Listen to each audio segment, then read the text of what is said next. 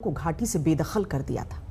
अपनी जमीन से उजाड़े गए ये लोग 3 दशक बाद अब जब अपनी जड़ों को तलाश रहे हैं, जब अपनी जन्मभूमि में जाकर नई सोच लाने में लगे हैं, तो उन्हें खामोश किया जा रहा है। इनकी हत्याएं हो रही हैं। राकेश पंडिता इन्हीं लोगों में एक थे जो दक्षिण कश्मीर के पुलवामा में त्राल से बीजेपी के पार्षद थे, वहां के निकाय के चेयरमैन थे।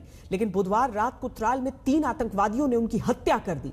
इस हत्या में लश्कर तैयबा से जुड़े आतंकवादी संगठनों का हाथ बताया जा रहा है। इस हत्या में देश के उन दुश्मनों का हाथ बताया जा रहा है जिन्हें राकेश पंडिता जैसे लोग खटकते हैं। क्योंकि पहली बात तो यह है कि राकेश पंडिता जैसे लोग कश्मीरी पंडित हैं। दूसरी बात यह कि राकेश पंडिता जैसे लोग कश्मीर में फिर से बसने की कोशिश कर रहे हैं। और तीसरी बात यह कि राकेश पंडिता जैसे लोग कश्मीर में लोकतंत्र की पहचान बन रहे हैं। लोकतंत्र से घाटी में बदलाव लाने में जुटे थे। कश्मीर में जो लोग शांति नहीं चाहते, जो कश्मीर को आतंक की आग में हमेशा जलाना चाहते हैं, उन्हें कश्मीर का लोकतंत्र चुभता है। राकेश पंडिता जैसे लोग चुभते हैं।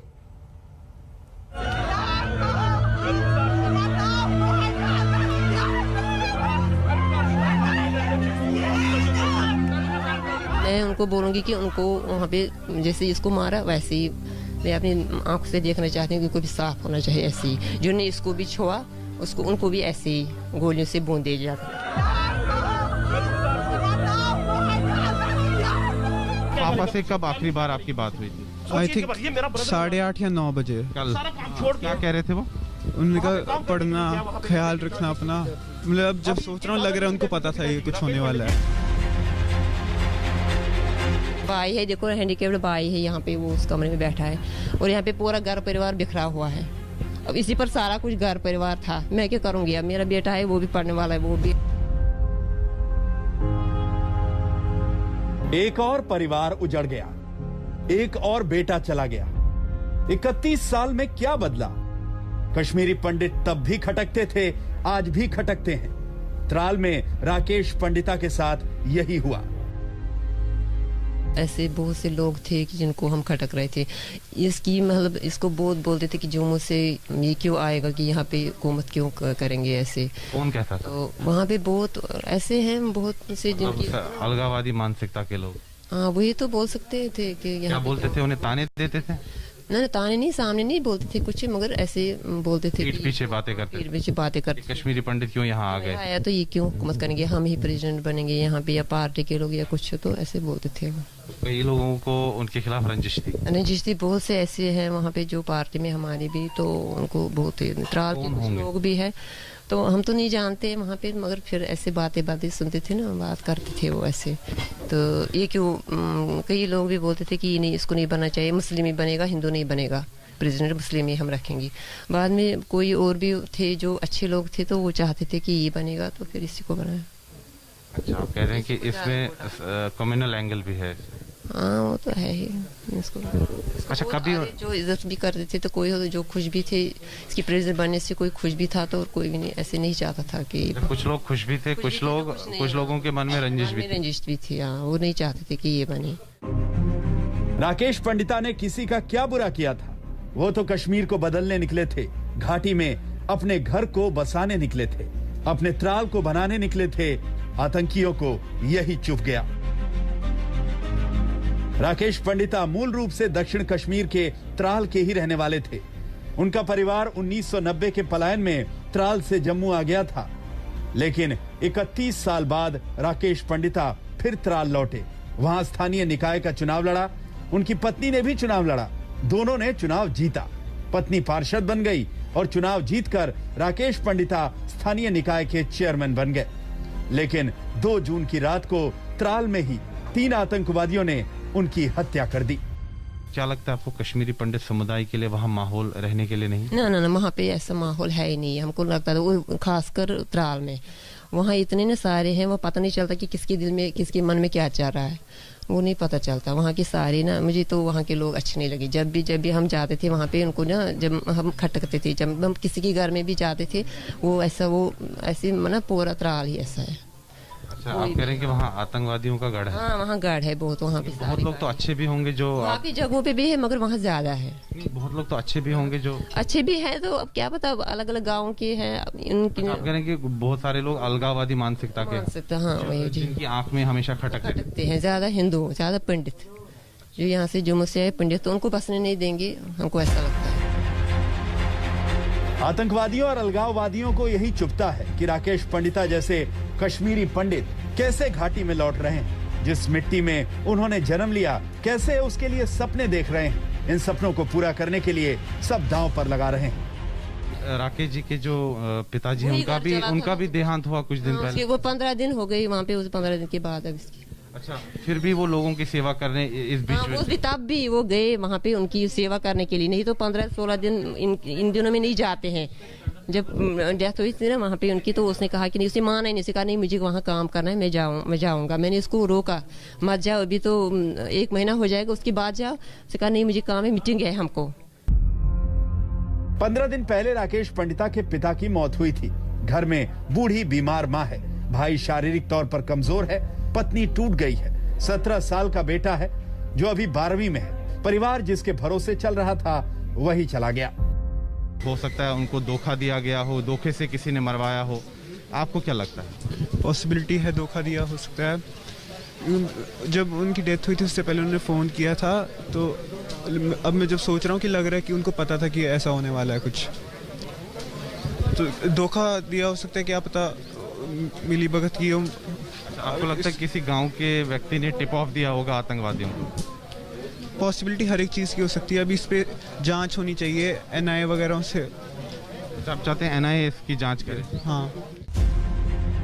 बुधवार रात 8:30 या 9 बजे के करीब राकेश पंडिता ने फोन पर अपने बेटे पारस से बात की थी। दोपहर में पत्नी से फोन पर बात हुई थी, लेकिन रात में 10:30 बजे के करीब ये खबर आई कि त्राल में राकेश पंडिता की हत्या कर दी गई।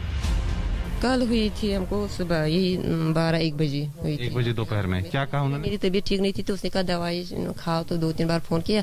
तो बाद में मैंने 2-3 घंटे के बाद फोन किया, तो वो दोनों नंबर स्विच ऑफ आ रहे थे, फिर कोई बात नहीं हुई उनसे। कितने बजे स्विच ऑफ आ रहे थे? यही 4-5 बजे।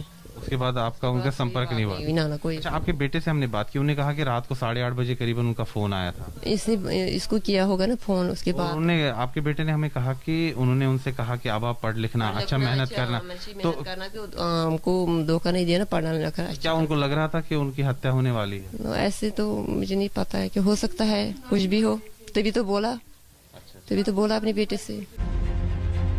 राकेश पंडिता का परिवार जांच की मांग कर रहा है, क्योंकि बड़े सवाल हैं। राकेश पंडिता को पुलिस सुरक्षा मिली थी, 2 पुलिस वाले उनके साथ रहते थे।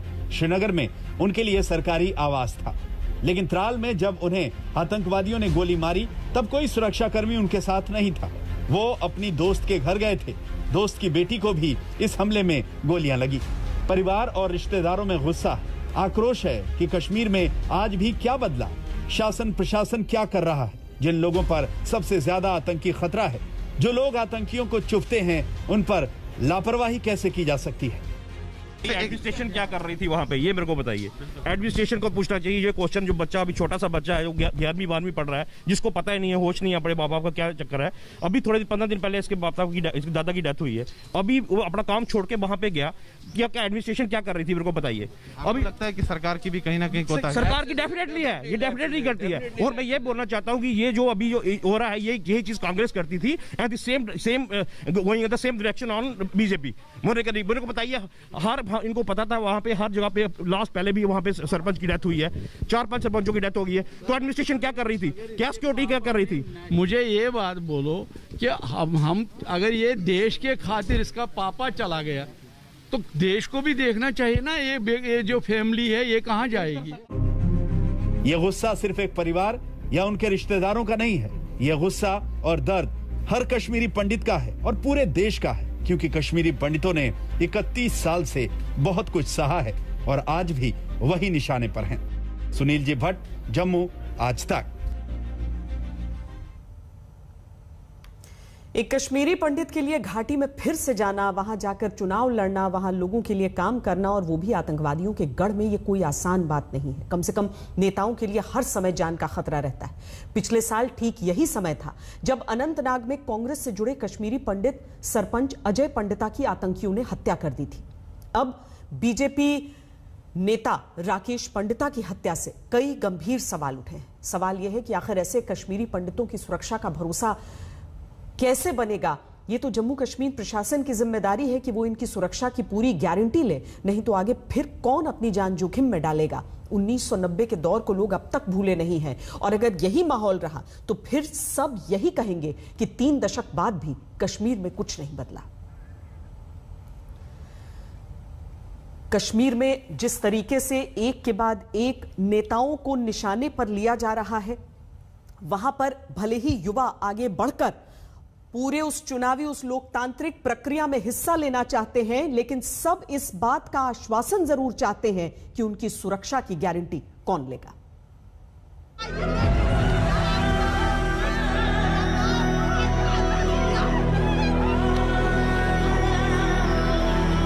31 साल हो गए, लेकिन कश्मीर घाटी में आज भी कश्मीरी पंडित होना गुनाह है। त्राल में राकेश पंडिता की हत्या से उन सभी दावों ने दम तोड़ा है, जिसमें घाटी को फिर कश्मीर पंडितों से आबाद करने की बड़ी बड़ी बातें की जाती है। राकेश पंडिता जो है एक विस्थापित कश्मीरी पंडित थे। जम्मू से वो कश्मीर गए, वहां पे चुनाव लड़ा, वो भी जो आतंकवादियों का गढ़ माना जाता है त्राल इलाका दक्षिण कश्मीर के पुलवामा जिले में, वहां पर उन्होंने चुनाव लड़ा, चुनाव जीते और वहां की जनता की सेवा भी की और अब जो है वो शहीद हो गए हैं। तो देश की सरकार को इस चीज का संज्ञान लेना चाहिए। जो बड़े बड़े दावे हो रहे हैं कि कश्मीरी पंडित समुदाय को घाटी में ससम्मान जो है वापस ले जाया जाएगा, आखिर उन दावों का क्या है? अगर वहां पर चुने हुए राजनीतिक एक्टिविस्ट भी अगर सुरक्षित नहीं है तो आम लोग कैसे सुरक्षित होंगे? ये तो राकेश पंडिता जैसे कश्मीरी पंडितों की हिम्मत थी, अपनी जन्मभूमि के लिए जज्बा था कि वो हर खतरे को जानकर भी बहादुरी के साथ हालात बदलने फिर से निकले थे। लेकिन जब ऐसे लोगों की जान की सुरक्षा का कोई भरोसा नहीं है तो फिर दूसरों की भी हिम्मत टूटती है। ऐसे माहौल में कैसे कश्मीरी पंडित वापस लौटेंगे? हमने पहल की माइनॉरिटी जिन्होंने इलेक्शन लड़ने के लिए वहाँ कश्मीर घाटी में जब इनको प्लान किया गया 90 में, तो आज हमने फिर सेक्रीफाइस दे दी कि हम वहाँ जाएंगे, वही माहौल बना के और ग्राउंड रियलिटी पर काम करेंगे वहाँ पर। अदरवाइज हम जम्मू में रहते, काम हम वहाँ करते। आप देख लीजिए राकेश जी का फादर 17 तारीख को गुजर गए, इसी शमशान घाट में उसने यहाँ पर चिता दी। उनके काफी घनिष्ठ मित्र हैं। बिल्कुल थे, इलेक्शन प्रोसेस में खड़ा करने वाला मैं ही था उसमें। ये चिता देख लीजिए, इनके बेटे को मैं अपनी भाभी को क्या जवाब देता हूँ? इसमें बिल्कुल इनक्वायरी होनी चाहिए। कब तक कश्मीरी पंडित इस त्रासदी को सहेंगे? कब तक उन्हें गोलियों से डराया जाएगा? कब तक उन्हें खामोश करने की कोशिश होगी? 31 साल से तो यही चल रहा है। 1989 से घाटी में कश्मीरी पंडितों की हिट लिस्ट बनाकर टारगेट किलिंग शुरू हुई थी। पहले घाटी में बीजेपी के नेता टीकालाल टपलू की गोली मारकर हत्या हुई थी। फिर रिटायर्ड जज नीलकंठ गंजू की जम्मू कश्मीर हाई कोर्ट के ठीक बाहर गोली मारकर हत्या कर दी गई थी। इसके बाद पत्रकार और वकील प्रेमनाथ भट्ट की अनंतनाग में हत्या हुई। इसके बाद कश्मीरी पंडितों को पलायन करने पर मजबूर कर दिया गया। सिर्फ जनवरी 1990 में 75,000 से ज्यादा कश्मीरी पंडित परिवार घाटी से पलायन कर गए। फिर 1990 से 1992 के बीच 70,000 से ज्यादा और कश्मीरी पंडित परिवार अपने घरों को छोड़कर घाटी से बाहर विस्थापित होने के लिए मजबूर हुए। पूरी कश्मीर घाटी में मुश्किल से 800 कश्मीरी पंडित परिवार ही रह गए थे, जिन्होंने इन 3 दशक में किसी तरह से घाटी में खुद को बचाया। पिछले 31 साल से हमारी माएं, हमारी बहनें, हमारे बुजुर्ग पिता चीख कर थक गए, रो कर थक गए। हमें नहीं चाहिए पॉलिटिकल पार्टीज की सांत्वना। यह पाकिस्तान ने किया, पाकिस्तान ने आतंकवादी भेजे, हमने क्या किया? ये नहीं चाहते हैं कि कश्मीरी हिंदू वापस लौटे। ये सीरियसनेस समझनी चाहिए हमारे पॉलिटिकल डिस्पेंसेशन को। त्रासदी यही है कि 1980 से 90 के दौर में कश्मीरी पंडितों को घाटी से भगाया गया और आज वो वापस लौटना चाहते हैं तो उनकी हत्या हो रही है। जांच तो साफ है, ये सब पाकिस्तान ने किया है, आतंकवादियों ने किया है। लेकिन परिवार का शक है कि हो सकता है गांव में किसी ने टिप ऑफ दिया हो आतंकवादियों को। देखिए, जो भी शामिल होगा उन तमाम साजिश करने वालों को मौत के घाट उतारा जाएगा, किसी को नहीं बख्शा जाएगा। क्या आप समर्थन करते हैं एनआईए जांच का या सीबीआई जांच का, जो कि परिवार मांग तो होगी, जांच तो होगी, एनआईए जांच की मांग जांच होगी, दोषियों को किसी सूरत पर नहीं बख्शा जाएगा। चुन चुन कर इन आतंकवादियों को, इन पाकिस्तानियों को मौत के घाट उतारेंगे। राकेश पंडिता के गुनहगारों को सजा जरूर मिलनी चाहिए, क्योंकि ये उस सोच को डराने और खत्म करने की कोशिश है जो सोच कश्मीर को बदलना चाहती है, जो सोच कश्मीर घाटी में आतंक और अलगाव को हमेशा चुनौती देती है, और जो सोच देश के लिए हर बलिदान के लिए तैयार रहती है। आज तक ब्यूरो।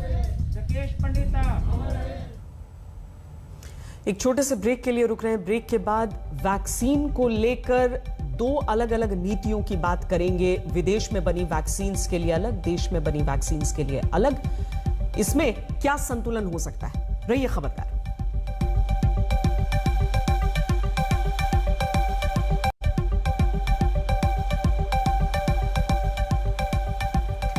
गैरों पर करम, अपनों पर सितम। भारत सरकार से कुछ उसी तरह के विचार प्रकट किए हैं सीरम इंस्टीट्यूट ऑफ इंडिया ने, और पूछा है कि क्षतिपूर्ति के दायित्व से छूट का ऑफर सिर्फ विदेशी कंपनियों को ही क्यों मिले। सीरम इंस्टीट्यूट के सूत्रों ने बताया है कि अगर विदेशी कंपनियों को किसी क्षतिपूर्ति या मुआवजे के दावे से छूट मिल रही है तो सीरम इंस्टीट्यूट को भी इससे छूट मिलनी चाहिए। कंपनी ने कहा है कि सिर्फ सीरम को ही क्यों, देश में वैक्सीन बनाने वाली सभी कंपनियों को इससे छूट मिलनी चाहिए। बात में दम तो है, एक देश एक कानून का नियम तो वैक्सीन निर्माता कंपनियों पर भी लागू होना चाहिए। यह बात सरकार को भी समझ आ रही है। सरकारी सूत्रों ने आज तक से कहा है कि जो कुछ छूट विदेशी निर्माताओं को मिले वो भारतीय निर्माताओं को भी मिलनी चाहिए। पूरी उम्मीद है कि सरकार इस मामले में हर किसी के साथ एक जैसा बर्ताव करेगी। ऐसा नहीं है कि सीरम इंस्टीट्यूट ने यह मांग फाइजर और मॉडर्ना को क्षतिपूर्ति से छूट देने की खबर आने के बाद की। सीरम इंस्टीट्यूट ही नहीं बल्कि भारत बायोटेक ने कई बार पहले भी सरकार से उन्हें क्षतिपूर्ति के दायित्व से मुक्ति देने की मांग की थी, लेकिन सरकार ने दोनों की मांग को नहीं माना था। यहां तक कि फाइजर और मॉडर्ना जैसी कंपनियों की वैक्सीन को भारत में मंजूरी न देने की वजह भी यही क्लॉज था। लेकिन अब मौजूदा हालात में सरकार के पास क्या विकल्प है, इसका एक विश्लेषण हमने तैयार किया। Yes, they have requested indemnity to all the nations, including the country of origin of US or for practically every country, और वो उनकी एक्सपेक्टेशन है कि लायबिलिटी को इंडेमिफाई किया जाए। उसकी कुछ अपने तरीके से वो लीगल लैंग्वेज में उसको एक्सप्रेस करते हैं। We are examining this request and we will take decision in the larger interest of people and on merits. Covid task force के हेड वीके पॉल जिन विदेशी कंपनियों की बात कर रहे थे वो हैं फाइजर और मॉडर्ना। वो जिन शर्तों की बात कर रहे हैं वो है क्षतिपूर्ति की जिम्मेदारी से छूट, और वो जिस देश के कानून का हवाला दे रहे हैं वो है अमेरिका। तो फिर सबसे पहले यही जान लेते हैं कि फाइजर और मॉडर्ना को उनके ही देश यानी अमेरिका में क्षतिपूर्ति से किस तरह छूट मिली हुई है। दिसंबर 2020 में अमेरिका की एक फेडरल कोर्ट ने फाइजर और मॉडर्ना को दायित्व से इम्यूनिटी दी, जिसके तहत अगर वैक्सीन का साइड इफेक्ट होता है तो उस स्थिति में कंपनी से मुआवजा नहीं मांगा जा सकता। इंडेमनिटी का अर्थ होता है किसी हानि या आर्थिक नुकसान के खिलाफ हर जाने की गारंटी। कानूनी भाषा में सिक्योरिटी अगेंस्ट इंडेमनिटी का अर्थ हुआ हानि की भरपाई की जिम्मेदारी से बचाव।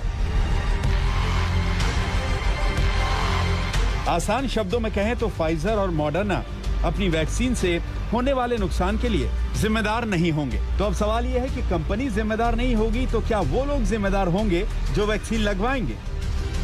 Because it's an emergency situation, emergency approvals are being given.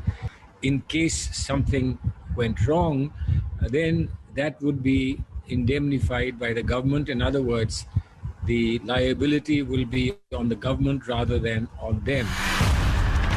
अभी तक नियम यह है कि अगर कोविशील्ड और कोवैक्सीन से कोई साइड इफेक्ट होता है तो इसकी क्षतिपूर्ति इन वैक्सीन को बनाने वाली कंपनियों से होगी।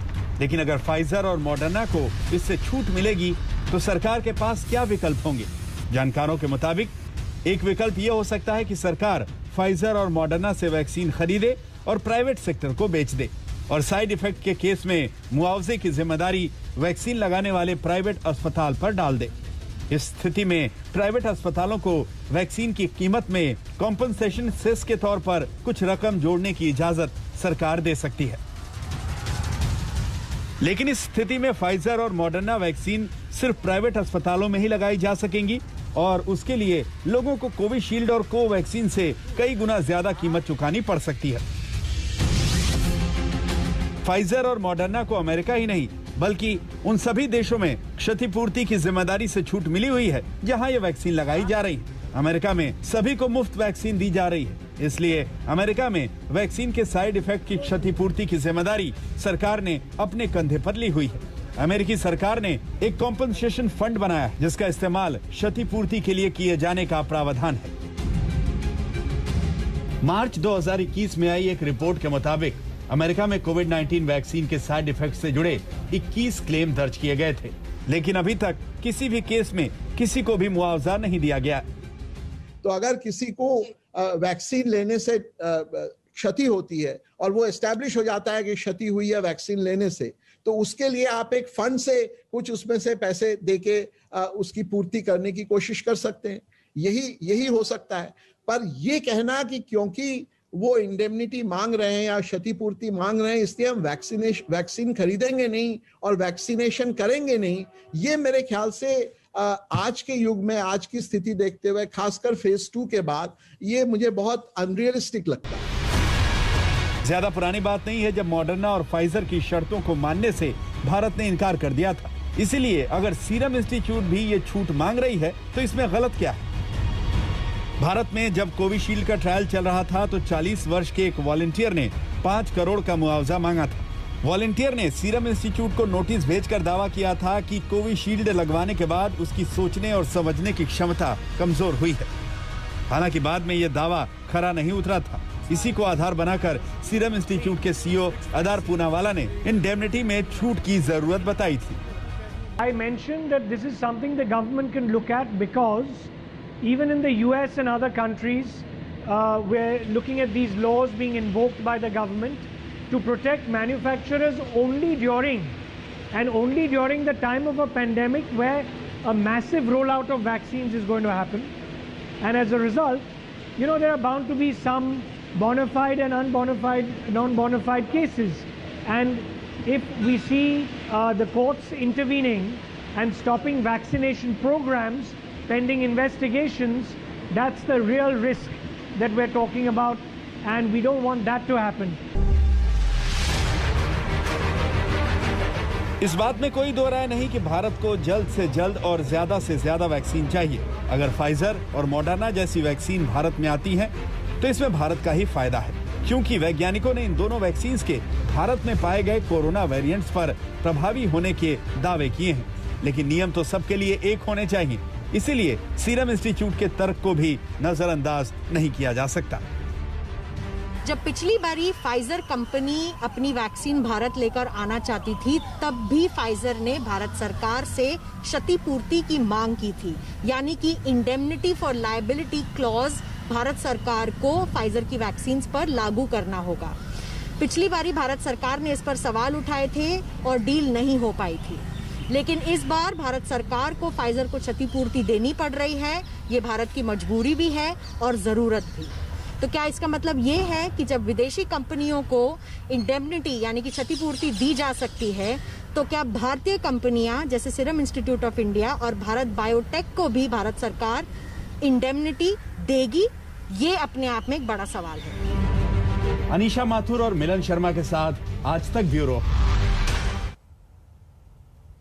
भारत में अपनी शर्तों के साथ वैक्सीन सप्लाई करने के लिए तैयार हुई फाइजर कंपनी ने जुलाई और अगस्त के दौरान 5 करोड़ वैक्सीन डोज भारत को देने की बात कही। फाइजर ने कहा कि वो जिस भी देश में अपनी वैक्सीन सप्लाई करती है, वहां उसे क्षतिपूर्ति करने की जिम्मेदारी से छूट मिलती। सूत्रों के अनुसार भारत सरकार के साथ हुई एक मीटिंग में फाइजर ने दावा किया कि अमेरिका समेत दुनिया के 116 देशों ने उसके साथ क्षतिपूर्ति समझौता साइन किया है। दुनिया भर में फाइजर की 14 करोड़ 70 लाख से ज्यादा डोज लगाई जा चुकी हैं, लेकिन अभी तक किसी देश में वैक्सीन के किसी बड़े साइड इफेक्ट की रिपोर्ट नहीं है।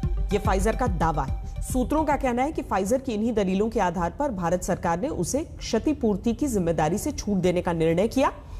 लेकिन सिर्फ यही एक छूट नहीं है जो फाइजर जैसी विदेशी कंपनियां दूसरे देशों से मांग रही हैं। फाइजर की कई ऐसी शर्तें हैं जिनकी वजह से कई देशों को अपने कानून तक बदलने पड़े हैं ताकि उन्हें वैक्सीन मिल पाए।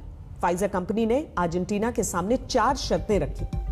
पहली यह कि अर्जेंटीना सरकार एक बीमा खरीदे ताकि अगर वैक्सीन से कोई साइड इफेक्ट हो तो उसकी भरपाई इंश्योरेंस कंपनी करे। दूसरी ये कि अर्जेंटीना सरकार इंटरनेशनल बैंक में कंपनी के नाम से अकाउंट खोलकर उसमें गारंटी मनी के तौर पर पैसा जमा करवाए।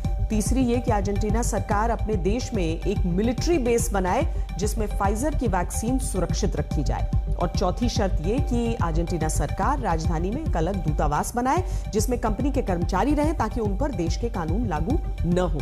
जाहिर है अर्जेंटीना जैसे देश को मजबूरी में फाइजर की शर्तें माननी पड़ी। इसी तरह की शर्तें फाइजर कंपनी ने कई अन्य देशों पर भी लगाई, जिनमें ब्राजील भी शामिल है, जिसने फाइजर की शर्तों को मानने से इनकार कर दिया। भारत में कुछ लोग ये भी पूछ रहे हैं कि जब कई देश फाइजर की शर्तें मानने से इनकार कर चुके हैं और भारत भी शुरुआत में फाइजर और मॉडर्ना को क्षतिपूर्ति के दायित्व से छूट देने की शर्त को नामंजूर कर चुका है, तो अब क्यों राजी हो गया? ये सवाल जायज भी है और पूछा भी जाना चाहिए, क्योंकि ये देश की वैक्सीनेशन पॉलिसी से जुड़ा सवाल है जिस पर सुप्रीम कोर्ट भी सवाल उठा रहा है, क्योंकि दुनिया का सबसे बड़ा वैक्सीनेशन प्रोग्राम इन दिनों वैक्सीन की कमी की वजह से लड़खड़ा रहा है।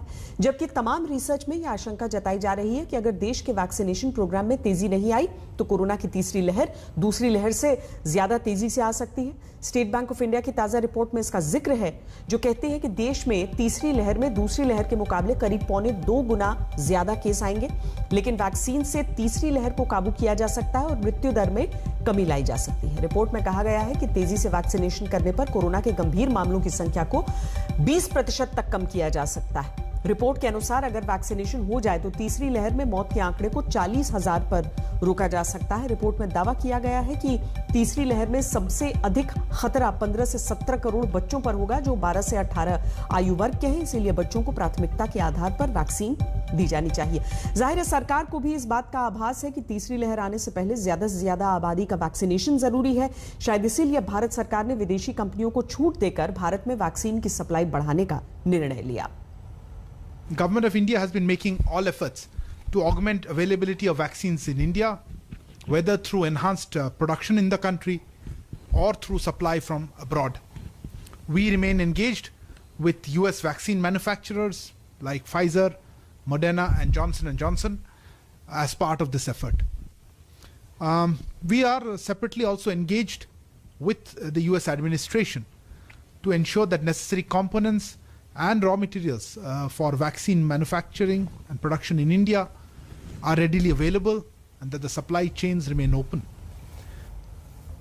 सरकार का दावा है कि दिसंबर 2020 तक देश के 108 करोड़ लोगों का वैक्सीनेशन पूरा कर लिया जाएगा। इस लक्ष्य के लिए ज्यादा से ज्यादा वैक्सीन का इंतजाम करने के प्रयास हो रहे हैं। सरकार ने भारतीय कंपनी बायोलॉजिकल ई के साथ भी करार किया है। केंद्र सरकार ने कंपनी को 30 करोड़ वैक्सीन डोज का एडवांस ऑर्डर दिया है। सरकार इस कंपनी को 1500 करोड़ रुपए एडवांस देगी। इस वैक्सीन के पहले और दूसरे फेज के ट्रायल पूरे हो चुके हैं। तीसरे फेज के ट्रायल को सरकार ने 24 अप्रैल को मंजूरी दी थी।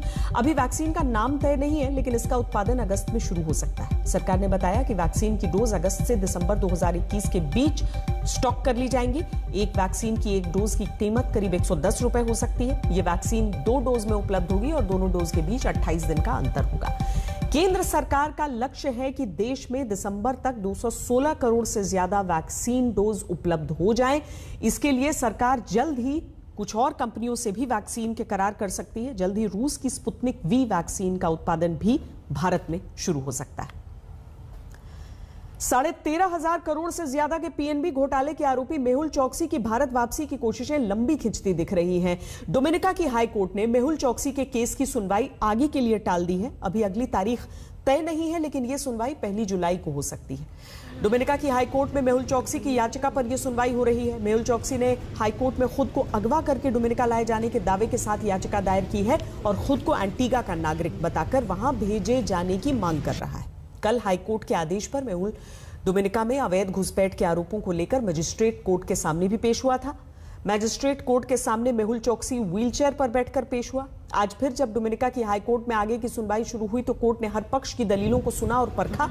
हाईकोर्ट में मेहुल चोकसी की तरफ से दलील दी गई है कि वो डोमिनिका में खुद को असुरक्षित महसूस कर रहा है और उसे एंटीगा भेजा जाए, जहां का वो अब नागरिक बन चुका है।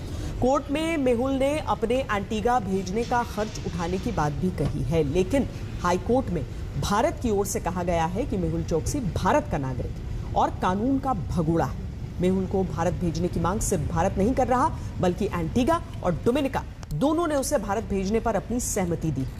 आज एंटीगा ने कैबिनेट प्रस्ताव पास करके भी कहा है कि मेहुल चोकसी को भारत ही भेजा जाना चाहिए। कैबिनेट प्रस्ताव में कहा गया कि मेहुल एंटीगा के लिए समस्या बन चुका है और अगर वो वापस वहां आता है तो समस्या और बड़ी हो जाएगी। डोमिनिका में मेहुल चोकसी को भारत भेजने की पैरवी करने के लिए भारत की ओर से विशेष टीम गई है। भारतीय टीम एक विशेष विमान से दिल्ली से डोमिनिका पहुंची है। कतर एयरवेज की विशेष सेवा का यह विमान कई अहम ग्लोबल इवेंट्स के दौरान अपनी सेवाएं दे चुका है। विमान के फ्लाइट डेटा को ट्रैक करके आज तक ने आपके लिए विमान के दिलचस्प संयोग पर एक खास रिपोर्ट तैयार की है। इसमें भी कई संकेत हैं। एक खास विमान एक खास मिशन पर।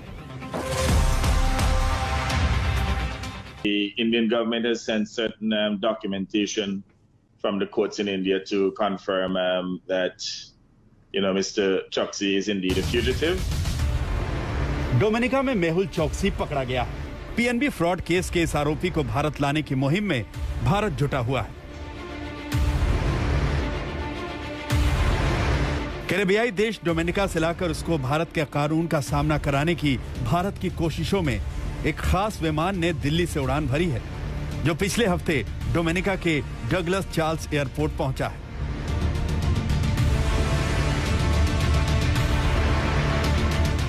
कतर एग्जीक्यूटिव का यह बॉम्बार्डियर ग्लोबल 5000 चार्टर है। ये उस विमान कंपनी का जेट है जो दुनिया भर के टॉप एग्जीक्यूटिव, पॉलिसी मेकर और हॉलीवुड स्टार्स को दुनिया की सैर कराने के लिए खास तौर पर जाना जाता है।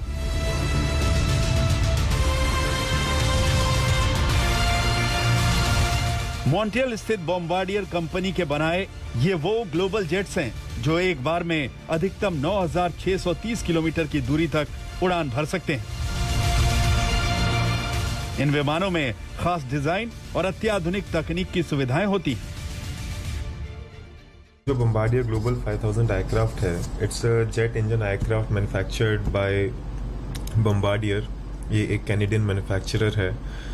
इस एयरक्राफ्ट के अंदर लगभग 12 से 14 सीट्स कॉन्फ़िगरेशंस के अंदर it is available and it's a long range aircraft. So यहाँ से लंदन नॉन स्टॉप कर सकता है और सिंगापुर नॉन स्टॉप कर सकता है। So basically, it can fly up to 11 hours non-stop, somewhere around 5000 nautical mile ये कर सकता है। And very reliable machine, very efficient machine, और it is loved by both passengers as well as crew। और crew के लिए crew rest area available है, 2 laboratories available हैं, 3 zone compartments हैं। आज तक ने पिछले हफ्ते दिल्ली से डोमिनिका पहुंचे बॉम्बार्डियर के विमान का रेडार डेटा जांचा। इससे पता चलता है कि यही खास विमान कुछ बड़ी अंतर्राष्ट्रीय घटनाओं के वक्त सेवा में लगाया जाता है। एक ब्रेक के लिए रुक रहे हैं, आप रहिए खबरदार।